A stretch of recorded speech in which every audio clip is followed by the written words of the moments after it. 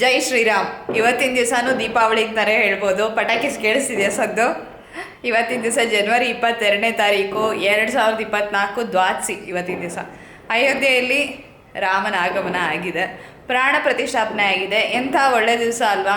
ಅಂದರೆ ಇದನ್ನು ನಾವು ನೋಡ್ತಾ ಅನುಭವಿಸ್ತಾ ಇದಕ್ಕೊಂದು ರೀತಿ ಸಾಕ್ಷಿಯಾಗಿ ನಿಲ್ಲೋದು ಕೂಡ ಒಂದು ಪುಣ್ಯದ ಕೆಲಸ ಅಂತ ಅನಿಸುತ್ತೆ. ಎಷ್ಟೋ ವರ್ಷಗಳಲ್ಲಿ ಆಗದೆ ಇರೋ ಕೆಲಸ ಇವತ್ತಿನ ದಿವಸ ಆಗಿದೆ. ಎಂಥ ಸುದಿನ ಅಲ್ವಾ? 500 ವರ್ಷಗಳ ಮೇಲೆ ಬೇಕಾಯಿತು ರಾಮನಿಗೆ ಅಯೋಧ್ಯೆಗೆ ಮತ್ತೆ ಪುನಃ ಬರೋದಕ್ಕೆ. ಮೋದಿಯವರು ಭಾಷಣದಲ್ಲಿ ಹೇಳ್ತಿದ್ರು, ನಮ್ಮ ಕಡೆಯಿಂದ ಏನೋ ಒಂದು ತಪ್ಪಾಗಿದೆ ಅಂತ ಅನಿಸುತ್ತೆ, ಇಷ್ಟು ದಿವಸ ಬೇಕಾಯಿತು ಪುನಃ ರಾಮ ಅಯೋಧ್ಯೆಗೆ ಬರೋದಕ್ಕೆ ಅಂತ ಹೇಳಿ. ಹಾಗೆ ಇನ್ನೂ ಒಂದು ಮಾತು ಹೇಳಿದ್ರು, ಈಗ ಬಂದಾಗಿದೆ, ಖಂಡಿತ ರಾಮ ಕ್ಷಮಿಸ್ತಾನೆ. ರಾಮ ಅಯೋಧ್ಯೆಯಲ್ಲಿ ಪ್ರಾಣ ಪ್ರತಿಷ್ಠಾಪನೆ ಆದಮೇಲೆ ಇನ್ನೆಲ್ಲೋದು ಕೂಡ ಒಳ್ಳೆಯದೇ ನಡೆಯುತ್ತೆ ಅನ್ನೋ ಥರ ಒಂದೇನಂತಾರಲ್ಲ, ಆ ಒಂದು ಮುನ್ಸೂಚನೆ ಕೊಟ್ಟಾಗಿತ್ತು ಅಂತ ಹೇಳ್ಬೋದು. ನಾನಂತೂ ಇವತ್ತಿನ ದಿವಸ ಸಾಕಷ್ಟು ಎಕ್ಸೈಟ್ ಆಗಿದ್ದೀನಿ. ಸಾಕಷ್ಟು ಒಂದು ರೀತಿ ಏನಂತಾರೆ, ಟಿ ವಿಲಿ ಕೂತ್ಕೊಂಡು ಬೆಳಗಿಂದ ಟಿ ವಿಲಿ ನೋಡ್ತಿದ್ರು ಅಲ್ಲೇ ಹೋಗಿ ನೋಡಿದ್ವೇನೋ ಅನ್ನೋ ಒಂದು ಅನುಭವ. ಟಿ ವಿ ಮೂಲಕ ನೋಡಿದ್ರೂ ಅಲ್ಲಿ ಇರೋವಂಥ ಒಂದು ಎನರ್ಜಿ, ಅಲ್ಲಿರುವಂಥ ಉತ್ಸಾಹ, ಅಲ್ಲಿ ಆಗ್ತಿರೋ ಅದ್ಭುತವಾದ ಒಂದು ಏನಿದೆಯಲ್ಲ ಆ ಕ್ಷಣ, ಅದರದ್ದು ನಮಗಿಲ್ಲಿ ಫೀಲ್ ಆಗ್ತಾಯಿತ್ತು. ತುಂಬ ಚೆನ್ನಾಯಿತು. ಬೆಳಗಿನ ಹೊತ್ತು ಕೂತ್ಕೊಂಡು ಟಿ ವಿನ ಬಿಡದೆ ನೋಡಿ ಆ ಒಂದು ಕ್ಷಣ ಇತ್ತಲ್ಲ, ಪ್ರಾಣ ಪ್ರತಿಷ್ಠಾಪನೆ ಆದಮೇಲೆ ರಾಮಲಲ್ಲನ ಮುಖದರ್ಶನ ಆಯ್ತಲ್ಲ, ಆ ಕ್ಷಣ ಅಂತೂ ಭಾರಿ ಅದ್ಭುತವಾಗಿತ್ತು. ನಮಗೆ ಹಿಂಗೆ ಅನಿಸ್ತಿದೆ ಅಂದರೆ ಅಲ್ಲಿ ಹೋದವ್ರಿಗೆ ನಿಜವಲ್ಲೂ ಪುಣ್ಯ ಮಾಡಿದರು. ಅಲ್ಲಿ ಹೋಗಿ ಕೂತ್ಕೊಂಡು ನೋಡಿ ದರ್ಶನ ಮಾಡುವಂಥ ಸೌಭಾಗ್ಯ ನಮಗೂ ಕೂಡ ಖಂಡಿತ ಒಂದು ದಿವಸ ಬರುತ್ತೆ. ಖಂಡಿತ ಹೋಗ್ತೀವಿ, ನಾವು ನೋಡ್ತೀವಿ. ಬಟ್ ಇವತ್ತಿನ ದಿವಸ ಮಾತ್ರ ತುಂಬಾ ಅದ್ಭುತವಾಗಿತ್ತು. ನಮ್ಮ ಅಪಾರ್ಟ್ಮೆಂಟಲ್ಲೂ ಒಂದು ಚಿಕ್ಕ ಪ್ರೋಗ್ರಾಮ್ ಇದೆ. ನೆನ್ನೆ ಇದ್ದರೂ ನಡೀತಿದೆ, ಪೂಜೆ ಭಜನೆ ಎಲ್ಲದು, ಬರೀ ಊಟ ಒಂದೇ ಅಲ್ಲ. ಇವಾಗ ಹೋಗಿ ನೋಡ್ಕೊಂಡು ಬರಬೇಕು, ಹೋಗಿ ನೋಡ್ಕೊಂಡು ಬರ್ತೀನಿ. ಬೆಳಗಿನ ಮಾತ್ರ ಭಾರಿ ಅದ್ಭುತವಾಗಿತ್ತು. ಆ್ಯಕ್ಚುಲಿ ಇವತ್ತೇ ಇನ್ನೊಂದು ವ್ಲಾಗ್ ನಾನು ರೆಕಾರ್ಡ್ ಮಾಡಿದ್ದನ್ನು ಅಪ್ಲೋಡ್ ಮಾಡಬೇಕು ಅಂತ ಅಂದ್ಕೊಂಡೆ. ಬೆಳಗಿಂದ ನಾನು ಏನು ಎಡಿಟಿಂಗ್ ಮಾಡೋಕ್ಕಾಗಲ್ಲ, ಏನು ಮಾಡೋಕ್ಕಾಗಲ್ಲ, ಬರೀ ಟಿ ವಿ ಮುಂದೆ ಕೂತ್ಕೊಂಡು ಅದನ್ನು ನೋಡಿ ಸಂತೋಷ ಪಡೋದೇ ಆಯಿತು. ಅದನ್ನು ಬಿಟ್ಟು ಓಕೆ ಮನ್ಸು ಬರಲಿಲ್ಲ ಯಾವ ಪಾಯಿಂಟಲ್ಲೂ. ಹಾಗಾಗಿ ಓಕೆ ಇರಲಿ, ಆ ವ್ಲಾಗ್ ಜೊತೆಗೆ ಇವತ್ತಿನ ದಿವಸದ್ದು ಒಂದು ಇದೆಯಲ್ಲ, ಇದನ್ನು ಕೂಡ ಸೇರಿಸ್ಬಿಟ್ಟು ಹಾಕೋಣ ಅಂತ ಅನ್ನಿಸ್ತು. ಜೊತೆಗೆ ನಿಮ್ಮಲ್ಲೂ ಕೂಡ ಸಾಕಷ್ಟು ಜನ ಇವತ್ತು ಟಿ ವಿಲಿ ನೋಡಿರ್ತೀರ, ಈ ಒಂದು ಏನಂತಾರೆ ಸುದಿನದ ಅನುಭವ ಪಡೆದಿರ್ತೀರ, ನಂಗೆ ಗೊತ್ತು ಖಂಡಿತ. ಹಾಗೆ ನಾನು ಅಂದ್ಕೊಂಡೆ ಪರವಾಗಿಲ್ಲ, ಇವತ್ತೊಂದು ದಿವಸ ಬಿಟ್ಟು ಇವತ್ತಿಂದು ರೆಕಾರ್ಡ್ ಮಾಡಿ ನಿಮ್ಮ ಜೊತೆ ಹಂಚ್ಕೊಳ್ಳೋಣ ಅಂಥೇಳಿ ನಾನು ಹೋಗ್ಬಿಟ್ಟು ಬರ್ತೀನಿ. ನೀವು ಅಷ್ಟರಲ್ಲಿ ವ್ಲಾಗ್ ನೋಡ್ಕೊಂಡು ಬನ್ನಿ, ಆಮೇಲೆ ಸಿಗ್ತೀನಿ. ನನ್ನ ಬಾಲ್ಯದಲ್ಲಿ ರಾಮನ ಪರಿಚಯ ನನ್ನ ಅಜ್ಜಿಯಿಂದನೇ ಆಯಿತು ಅಂತ ಹೇಳ್ಬೋದು. ಹಾಡ್ತಿದ್ದಂಥ ಭಜನೆಗಳಿರ್ಬೋದು ಅಥವಾ ಅವ್ರು ಮಾಡ್ತಿದ್ದಂಥ ಪೂಜೆ ಇರ್ಬೋದು, ಎಲ್ಲವೂ ನೋಡೋದಕ್ಕೆ ಸಾಧ್ಯ ಆಯಿತು. ಹಾಗೆ ಏನು ಅಂತ ತಿಳ್ಕೊಳ್ಳೋದಕ್ಕೂ ಆಯಿತು ಕತೆಗಳ ಮೂಲಕ. ಹಾಗೆಯೇ ರಮಾನಂದ್ ಸಾಗರ್ ಅವ್ರ ರಾಮಾಯಣ ಪ್ರತಿ ಭಾನುವಾರ ತಪ್ಪದೆ ನೋಡ್ತಿದ್ವಿ. ಬೆಳಗ್ಗೆ ಹೊತ್ತು ಬರ್ತಾಯಿತ್ತು. ನಿಮ್ಮಲ್ಲೂ ಕೂಡ ಅನೇಕರ ಬಾಲ್ಯದ ನೆನಪಾಗೋದಿದೆ ಅಂತ ನನಗೆ ಗೊತ್ತು. ಖಂಡಿತ ಕಾಮೆಂಟ್ ಸೆಕ್ಷನಲ್ಲಿ ಕಾಮೆಂಟ್ ಮಾಡಿ ತಿಳಿಸಿ ನೀವು ನೋಡಿದರೆ. ಹೀಗೆ ರಾಮನ ಬಗ್ಗೆ ನಮಗೆ ಅರಿವು ಮೂಡ್ತಾ ಹೋಯಿತು. ನನಗೆ ಇನ್ನೊಂದು ರಾಮನ ಬಗ್ಗೆ ತುಂಬಾ ಪ್ರಭಾವ ಬೀರಿದ್ದು ಯಾವುದು ಅಂದರೆ ಉತ್ತರಕಾಂಡ, ಭೈರಪ್ಪನವ್ರದ್ದು. ಅದನ್ನು ಓದಿದಾಗ ನನಗನ್ಸಿದ್ದು, ಸೀತೆ ಎಷ್ಟು ದಿಟ್ಟೆ ಅಲ್ವಾ. ಸೀತೆಗೆ ತನ್ನ ನಿರ್ಧಾರಗಳನ್ನು ಅಂದರೆ ತನ್ನ ಜೀವನದಲ್ಲಿ ಆಯ್ಕೆ ಮಾಡ್ಕೊಳ್ಳೋವಂಥ ಸ್ವಾತಂತ್ರ್ಯ ಸಿಕ್ಕಿತ್ತು, ನಿರ್ಧಾರ ತಗೊಳ್ಳೋವಂಥ ಸಿಕ್ಕಿತ್ತು. ಆದರೆ ರಾಮನಿಗೆ ಆ ಒಂದು ಕೂಡ ಅವಕಾಶನೂ ಸಿಗಲಿಲ್ಲ. ಪದಾರ್ಥ ಇಲ್ದಿದ್ರೆ ಅಡುಗೆನೇ ಮಾಡೋಕ್ಕಾಗಲ್ಲ ಅಂತ ನಿಮ್ಗನ್ಸುತ್ತೆ. ಅಂದರೆ ಬೇಳೆಕಾಳು ಇರ್ಬೋದು, ತರಕಾರಿ ಇರ್ಬೋದು, ಅಥವಾ ಇನ್ಯಾವುದೇ ಹಿಟ್ಟುಗಳಿರ್ಬೋದು, ಇದು ಒಂದು ಇಲ್ಲ ಅಂತಂದರೆ ಇನ್ನೇನು ಮಾಡೋಕ್ಕಾಗಲ್ಲ. ಮಾರ್ಕೆಟ್ಗೆ ಹೋಗಲೇಬೇಕು, ತರಲೇಬೇಕು ಅಂತ ಅನ್ಸೋವಂಥ ಪದಾರ್ಥ ಯಾವುದು ಕಾಮೆಂಟ್ ಸೆಕ್ಷನ್ ಬರುತ್ತೆ ತಿಳಿಸಿ. ನನಗನ್ಸುತ್ತೆ ಬೇಳೆ ಇಲ್ದಿದ್ರೆ ನಮ್ಮ ಮನೆಯಲ್ಲಿ ಏನೂ ಅಡುಗೆ ಮಾಡೋಕ್ಕಾಗಲ್ವೇನೋ ಅಂತ ನನಗೆ ಅನಿಸಿರುತ್ತೆ. ಅಂದರೆ ಹೆಸರು ಬೇಳೆ ಇರ್ಬೋದು, ತೊಗರಿ ಬೇಳೆ ಇರ್ಬೋದು, ಅದು ಎರಡರಲ್ಲಿ ಯಾವುದೂ ಇಲ್ಲ ಅಂತ ಅದರ ಒಂದಿಲ್ಲ ಅಂತ ಅನ್ಸಿದ್ರು ಏನು ಅಡುಗೆ ಮಾಡಬೇಕು. ಯಾಕೆಂದರೆ ಅಕ್ಕಿ ಅಂತೂ ಕೆಂಪಕ್ಕಿನೋ ಅಥವಾ ಮಾಮೂಲಿ ಬಿಳಿ ಅಕ್ಕಿನೋ ಇದ್ದೇ ಇರುತ್ತೆ. ಸೊ ಅನ್ನದೇನು ಅಥವಾ ಏನಿಲ್ಲ ಅಂದರೆ ರಾಗಿ ಹಿಟ್ಟಿರುತ್ತೆ, ಮುದ್ದೆ ಮಾಡ್ಬೋದು, ಅಥವಾ ಜೋಳದ ಹಿಟ್ಟಿರುತ್ತೆ, ರೊಟ್ಟಿ ಮಾಡ್ಕೋಬೋದು. ಲಾಸ್ಟ್ ಆಪ್ಷನ್ನು ಗೋಧಿ ಹಿಟ್ಟಲ್ಲಿ ಚಪಾತಿ ಮಾಡ್ಕೋಬೋದು. ಆದರೆ ಬೇಳೆ ಇಲ್ಲ ಅಂತಂದರೆ ನನಗನ್ಸುತ್ತೆ ಏನು ಮಾಡಬೇಕು. ಅಥವಾ ಹಿಂದಿನ ದಿವಸ ಪ್ಲ್ಯಾನ್ ಮಾಡ್ಕೊಳ್ತಿದ್ರು ಅಂತನೂ ಸಡನ್ನಾಗಿ ಏನು ಮಾಡೋಕ್ಕಲ್ಲ, ಅವಾಗ ಏನಾದ್ರು ಹೋಗಿ ತರಲೇಬೇಕು ಅಂಥೇಳಿ. ಆದರೆ ಚಳಿಗಾಲದಲ್ಲಿ ಆ ಪ್ರಾಬ್ಲಮ್ ಇಲ್ಲ. ಯಾಕೆ ಹೇಳಿ, ಅವರೆಕಾಳು ಯಥೇಚ್ಛವಾಗಿ ಸಿಗ್ತಿರುತ್ತೆ. ಅವರೆಕಾಳು ಕಾಲದಲ್ಲಿ ತರಕಾರಿ ಇರ್ಬೋದು ಅಥವಾ ಬೇರೆ ಬೇಳೆಕಾಳುಗಳಿರ್ಬೋದು ಅಥವಾ ಯಾವುದೇ ಇಲ್ದಿದ್ದಂದ್ರೂ ಅವರೆಕಾಳು ಒಂದಿದ್ರೆ ಸಾರು ಮಾಡ್ಬೋದು, ಹುಳಿ ಮಾಡ್ಬೋದು, ಏನೂ ಇಲ್ಲಾಂದರೆ ಉಪ್ಪಿಟ್ಟು ಮಾಡ್ಬೋದು, ಅಥವಾ ಅಕ್ಕಿ ಹಿಟ್ಟಿಗೆ ಹಾಕಿ ರೊಟ್ಟಿ ಮಾಡ್ಬೋದು. ಅವರೆಕಾಳಲ್ಲಿ ಎಷ್ಟು ರೆಸಿಪಿ ಬೇಕಾದ್ರೂ ಮಾಡ್ಬೋದು. ನೀವು ಯಾವ್ಯಾವ ವಿಶೇಷವಾದ ರೆಸಿಪಿ ಮಾಡ್ತೀರಾ ಖಂಡಿತ ಕಾಮೆಂಟ್ ಸೆಕ್ಷನಲ್ಲಿ ಬರೆದು ತಿಳಿಸಿ. ನನಗೂ ಕೂಡ ತಿಳ್ಕೊಳ್ಳೋಕ್ಕೆ ತುಂಬ ಕುತೂಹಲ ಇದೆ. ಈ ಅವರೆಕಾಳು ಕಾಲದಲ್ಲಿ ಅವರೆಕಾಳ ಬಗ್ಗೆ ಮಾತಾಡದೆ ವ್ಲಾಗ್ ಸ್ಟಾರ್ಟ್ ಮಾಡೋಕ್ಕಾಗೋದಿಲ್ಲ ಅಂತ ಅನ್ನಿಸ್ತು. ಸೊ ಇವತ್ತಿನ ದಿವಸ ಹೋಗಿ ಅವರೆಕಾಳು ತರ್ತೀನಿ. ಅವರೆಕಾಳೆ ಖಾಲಿಯಾಗಿ ಹೋಗಿದೆ ನಮ್ಮ ಮನೇಲಿ. ಅವರೆಕಾಳಿದ್ದರೆ ಎಷ್ಟೋ ಒಂದು ತಿಂಡಿ ಅಡುಗೆ ಎಲ್ಲದೂ ಕೂಡ ಒಂಥರ ಸಾರ್ಟೆಡ್ ಪ್ಲ್ಯಾನ್ ಮಾಡಿಕೊಳ್ಳದೆ ಅಕಸ್ಮಾತ್ ಏನು ಮಾಡಬೇಕು ಅನ್ನೋದು ಮರೆತು ಬಿಟ್ಟು ಬೆಳಗ್ಗೆ ಎದ್ರೂ ಬೆಳಗ್ಗೆ ಅವರೆಕಾಳಿದ್ರೆ ಏನೋ ಒಂದು ಮಾಡ್ಬೋದು ಅಂತ ಅನಿಸುತ್ತೆ. ಚಳಿಗಾಲ ಬಂತು ಅಂದ ತಕ್ಷಣ ಕೆಲವೊಂದು ರೆಸಿಪಿಗಳು ಅವರೆಕಾಳಿಗೆ ಸಂಬಂಧಪಟ್ಟಿದ್ದಿರ್ಬೋದು, ಅಥವಾ ಕ್ಯಾರೆಟು, ಯಾಕೆಂದರೆ ಕ್ಯಾರೆಟ್ ಚೆನ್ನಾಗಿ ಸಿಗುತ್ತೆ, ತರಕಾರಿಗಳು ಸಾಕಷ್ಟು ಸಿಗ್ತಿರುತ್ತೆ, ಒಳ್ಳೊಳ್ಳೆ ತರಕಾರಿ. ಚಳಿಗಾಲ ಬಂದ ತಕ್ಷಣ ಕ್ಯಾರೆಟ್ ಬರುತ್ತೆ. ಕ್ಯಾರೆಟ್ ಬಂದರೆ ಹಲ್ವಾ ಮಾಡಲೇಬೇಕು. ಸೊ ಹಲ್ವಾ ಮಾಡಿದ್ದೆ. ಇವತ್ತಿನ ದಿವಸ ವ್ಲಾಗಲ್ಲಿ ನೀವು ಆ ರೆಸಿಪಿ ನೋಡ್ತೀರಾ. ಆಮೇಲೆ ಚಳಿಗಾಲ ಅಂದರೆ ತಿನ್ನೋದಕ್ಕೆ ರುಚಿ ರುಚಿಯಾಗಿ ಬಾಯಿಗೆ ಎಲ್ಲದೂ ಬೇಕಾಗ್ತಿರುತ್ತೆ. ಪಾವ್ ಭಾಜಿ ಮಾಡಿದ್ದೆ, but pav bhaji recipe already ಚಾನಲ್ನಿದೆ. ಆದರೆ ಇವತ್ತಿನ ದಿವಸದ ಕ್ಯಾರೆಟ್ ಹಲ್ವದ ರೆಸಿಪಿ ಖಂಡಿತ ನೋಡ್ಕೊಂಡು ಬನ್ನಿ. ಯಾಕೆಂದರೆ ತುಂಬ ಕ್ವಿಕ್ಕಾಗುತ್ತೆ. ಒಲೆ ಮುಂದೆ ನಿಂತ್ಕೊಂಡು ಕೈಯಾಡಿಸ್ತಾನೇ ಇರಬೇಕು ಅಂತ ಅನ್ನೋ ಏನಿದಿಲ್ಲ, ಸಮಸ್ಯೆ ಇಲ್ಲ. ಹಾಗಾಗಿ ನೋಡ್ಕೊಂಡು ಬನ್ನಿ. ಸೊ ಇಷ್ಟ ಹೇಳ್ತಾ ನಮಸ್ಕಾರ ಎಲ್ಲರಿಗೂ, ಚಾನಲ್ಗೆ ಸ್ವಾಗತ. ಹಿಂದಿನ ವ್ಲಾಗು ತುಂಬ ಜನಕ್ಕೆ ಇಷ್ಟ ಆಗೋಯ್ತು. ಒಂದು ನಿಮಿಷ ಕೂತ್ಕೊಂಡು ಮಾತಾಡ್ತೀನಿ. ಮೆಸೇಜ್ ಹಾಕ್ತಿರ್ತೀರಾ, ಕೇಳ್ತಿರ್ತೀರಾ, ನನಗೂ ಕೂಡ ಶೇರ್ ಮಾಡ್ಕೊಳ್ಬೇಕು ಅಂತ ಅನಿಸುತ್ತೆ. ಹಾಗಾಗಿ ಶೇರ್ ಮಾಡ್ತಿರ್ತೀನಿ. ಗಡಿಯಾರದ್ದು ಇದು ಶಬ್ದ. So thank you so much. Travel vlogs ಬಂದಾಗಲೂ ಕೂಡ ಅಷ್ಟೇ ಪ್ರೀತಿಯಿಂದ ನೋಡಿ, ಅಷ್ಟೇ ದೊಡ್ಡ ಮನಸ್ಸಿಂದ ವೆಲ್ಕಮ್ ಮಾಡಿದ್ರೆ ನನಗೂ ಕೂಡ ಖುಷಿ ಆಗುತ್ತೆ. ಒಂದು ಎಫರ್ಟ್ಸು ನಾರ್ಮಲ್ ವ್ಲಾಗ್ಸಿಗಿಂತ ಜಾಸ್ತಿ, ಇನ್ನೊಂದು ನನಗೆ ತುಂಬಾ ಖುಷಿ ಕೊಡೋ ಅಂಥದ್ದು. ಸೊ ಇದೆರಡು ಇದ್ದಾಗ ಅದಕ್ಕೊಂದು ಅಕ್ಸೆಪ್ಟೆನ್ಸ್ ಸಿಕ್ಕರೆ ಭಾರಿ ಖುಷಿ ಆಗುತ್ತೆ. ಸೊ ಇವತ್ತಿನ ವ್ಲಾಗ್ನ ನೋಡ್ಕೊಂಡು ಬನ್ನಿ, ಆಮೇಲೆ ಸಿಗ್ತೀನಿ, ಮಾತಾಡ್ತೀನಿ. ನಾನು ಈ ಶಾಪಿಂಗ್ನ ನಿಮ್ಮ ಜೊತೆ ಶೇರ್ ಮಾಡ್ಕೊಂಡಿದ್ನಲ್ಲ, ನಂಗೆ ನೆನಪಿಲ್ಲ. ಒಂದು ಚಿಕ್ಕ ಕ್ಯಾಸ್ಟ್ ಐರನ್ ಬಾಣಲೆನ ತರಿಸಿದ್ದೆ ಅಮೆಝಾನಿಂದ. ಅದನ್ನು ಈಗ ಸೀಸನಿಂಗ್ ಮಾಡ್ತಾ ಇದ್ದೀನಿ. ಬಾಣಲೆನ ಸೀಸನಿಂಗ್ ಮಾಡೋದು ಅವಶ್ಯಕತೆ ಇದೆಯಾ ಅಂದರೆ ಬೇಕಾಗತ್ತೆ. ಯಾಕೆ ಅಂತ ಅಂದರೆ ಇತ್ತೀಚಿನ ದಿನಗಳಲ್ಲಿ ಕ್ಯಾಸ್ಟ್ ಐರನ್ಗಳನ್ನು ಮಾರೋರು ಅವರ ಗೋಡೌನಲ್ಲಿ ಸ್ಟಾಕ್ ಮಾಡಿಡ್ಬೇಕಾದ್ರೆ ಅದಕ್ಕೆ ಆಯಿಲ್ಗಳನ್ನು ಹಚ್ಚಿ ಇಟ್ಟಿರ್ತಾರೆ. ಅದ್ರ ಜೊತೆ ಧೂಳು, ಆಮೇಲೆ ಅಲ್ಲಿ ಹಚ್ಚೋವಂಥ ಎಣ್ಣೆ ಯಾವುದು ಅಂತಲೂ ಗೊತ್ತಿಲ್ಲ ನಮಗೆ. ಕೆಲವರು ಮಿನರಲ್ ಆಯಿಲ್ಗಳನ್ನು ಕೂಡ ಹಚ್ಚಿಡ್ತಾರೆ, ಕೆಲವರು ಇಲ್ಲ ಎಡಿಬಲ್ ಆಯಿಲ್ನೇ ಹಚ್ಚಿರ್ತಾರೆ ಅಂತಲೂ ಕೂಡ ಅಂತಾರೆ. ಆದರೆ ಗೊತ್ತಿರೋದಿಲ್ಲ. ಬಟ್ ತರಿಸಿದ್ಮೇಲೆ ಈ ಥರ ಸ್ಟೆಪ್ಗಳನ್ನು ಫಾಲೋ ಮಾಡಿದ್ರೆ ಅದರಿಂದ ಬರೋ ವಾಸನೆ ಇರ್ಬೋದು, ಅಥವಾ ತುಂಬ ಅಂಟ್ಕೊಳ್ತಿದೆ, ಅಡುಗೆ ಮಾಡೋಕ್ಕೆ ತುಂಬ ಕಷ್ಟ ಆಗ್ತಿದೆ ಅಂತ ಏನಂತಾರಲ್ಲ, ಅದೆಲ್ಲದಕ್ಕೂ ಒಂದು ಉತ್ತರ ಅಂತ ಅನಿಸುತ್ತೆ. ಹಾಗಾಗಿ ನಾನು ಜೊತೆ ಶೇರ್ ಮಾಡ್ಕೊಳ್ತಾ ಇದ್ದೀನಿ. ಇದು 3ನೇ ದಿವಸ ಈ ಸ್ಟೆಪ್ನ ನಾನು ಮಾಡ್ತಿರೋದು. ಮೊದಲೆರಡು ದಿವಸನೂ ಇದನ್ನೇ ಮಾಡಿದೆ. ಏನು ಅಂದರೆ ಒಲೆ ಮೇಲೆ ಬಾಣಲೆನ ಕಾಯಕ್ಕಿಟ್ಬಿಟ್ಟು ಚೆನ್ನಾಗಿ ಒಂದು 2 ಚಮಚದಷ್ಟು ಎಣ್ಣೆನ ಹಾಕಿ ಈ ರೀತಿ ಒಂದು ಟಿಶ್ಯೂ ಪೇಪರ್ನ ಸಹಾಯದಿಂದ ಎಲ್ಲ ಕಡೆ ಸವರಿದೆ. ಹ್ಯಾಂಡ್ಲಿಗಿರ್ಬೋದು ಅಥವಾ ಅಂಚಿಗಿರ್ಬೋದು, ಈ ರೀತಿ ಮಾಡಬೇಕಾಗತ್ತೆ. ಈ ರೀತಿ ಮಾಡೋದಕ್ಕೆ ಮುಂಚೆ ಬಾಣಲೆನ ಚೆನ್ನಾಗಿ ಸಬೀನಾ ಪೌಡ್ರ್ ಹಾಕಿ ವಾಶ್ ಮಾಡ್ಕೊಳ್ಳಿ. ಪ್ರಿಲ್ಲೋ ಅಥವಾ ವಿಮ್ ಸೋಪ್ ಹಾಕಿ ಕೂಡ ಮಾಡ್ಬೋದು. ಆದರೆ ಸಬೀನಾ ಹಾಕಿದ್ರೆ ತುಂಬಾ ಚೆನ್ನಾಗಿ, ಅದರಲ್ಲಿ ಮುಂಚೆನೇ ಏನಾರು ಅವರು ಎಣ್ಣೆ ಎಲ್ಲ ಹಾಕಿ ಅದನ್ನು ಸೀಸನ್ ಮಾಡಿದರೆ ಅದ್ರ ಜಿಡ್ಡು ಚೆನ್ನಾಗಿ ತೆಕ್ಕೊಳ್ಳುತ್ತೆ. ಆಮೇಲೆ ಒಂದು ಏನಾರು ವಾಸನೆ ಇದ್ದರೆ ಕೂಡ ತುಂಬ ಚೆನ್ನಾಗಿ ಹೋಗುತ್ತದು. ಅದಾದಮೇಲೆ ಈ ರೀತಿಯಾಗಿ ಫಸ್ಟ್ ಡೇಯಿಂದ ಮಾಡಿದ್ದೀನಿ, ಅಂದರೆ ಇದು 3rd ಡೇದು. ಈ ರೀತಿ ಎಣ್ಣೆನ ಹಾಕಿ ಮೊದಲು ಚೆನ್ನಾಗಿ ಒರೆಸ್ತೀನಿ, ಅಂದರೆ ಎಲ್ಲ ಕಡೆಗೂ ಸ್ಪ್ರೆಡ್ ಮಾಡಬೇಕಾಗತ್ತೆ. ಆಮೇಲೆ ಮತ್ತೆ ಅದನ್ನು ಅಂದರೆ ಎಣ್ಣೆ ಎಲ್ಲ ಒರೆಸಿದ್ಮೇಲೆ ಆಫ್ಕೋರ್ಸ್ ಅದು ಟಿಶ್ಯೂ ಪೇಪರ್ಗೆ ಒಂದು ಸ್ವಲ್ಪ ಹತ್ಕೊಳ್ಳುತ್ತೆ, ಅಥವಾ ಬಾಣಲೆಯಲ್ಲಿ ಕೂಡ ಸ್ವಲ್ಪ ಉಳಿದಿರುತ್ತೆ. ಇನ್ನೊಂದು ಸ್ವಲ್ಪ ಎಣ್ಣೆನ ಹಾಕಿ ಸಾಧ್ಯವಾದಷ್ಟು ಸ್ಪ್ರೆಡ್ ಮಾಡಿ ಮತ್ತೆ ಕಾಯೋದಕ್ಕೆ ಇಡ್ತೀನಿ. ಒಲೆ ಊರಿನ ಚಿಕ್ಕದಾಗಿ ಇಟ್ಟರೆ ವಾಸಿ. ಎಷ್ಟೊತ್ತು ಕಾಯಿಸ್ಬೇಕು ಅಂದರೆ ಒಂದು 5 to 10 ಮಿನಿಟ್ಸ್ ಬಿಸಿ ಮಾಡಿ ಚೆನ್ನಾಗಿ ಎಣ್ಣೆ ಎಲ್ಲದೂ ಕೂಡ ಸ್ಪ್ರೆಡ್ ಆಗಿರೋದು ನಿಮಗೆ ಗೊತ್ತಾಗುತ್ತೆ. ಆಮೇಲೆ ಒಲೆನ ಆಫ್ ಮಾಡಿಬಿಟ್ಟು ಬಿಟ್ಬಿಡಿ. ಮತ್ತು ನಾಳೆ ದಿವಸನೂ ಬಾಣಲೆನ ತೊಳೆದು ಮತ್ತಿದೇ ಪ್ರೋಸೆಸ್ನ ಕಂಟಿನ್ಯೂ ಮಾಡಿ.